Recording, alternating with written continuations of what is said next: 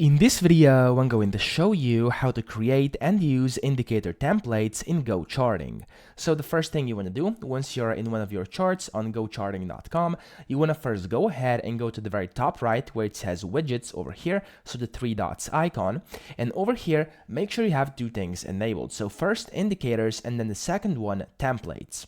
Once you have this enabled, you can come to your graph over here and you can then set your indicators you would like to then create the template from. So for example, let's go over here to indicators, click on that, and I'm going to add on some random things. So for example, I'm going to go to overlay, I'm going to add in an ATR band over here, and what else we're going to do? We're also going to add in a Bollinger band like this. There we go. So let's say this is now the template you'd like to create. All you have to then do is go up here where it says templates, click on that, and over here you have to give it a name. For this one, I'm going to name it test. And then you can save the symbol and interval in case you want that as well, and you can click on save like this.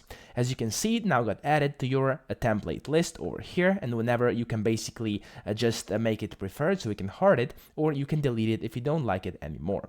Now, let me actually show you how to now use them. If I go ahead over here and I delete all the indicators, whenever you go back to your graphs, you click on templates and then click on the one you created, and it's going to basically automatically apply all the different indicators inside that template. So that's pretty much it. I hope this video helped you out. If it did, please subscribe to the channel and help me out as well.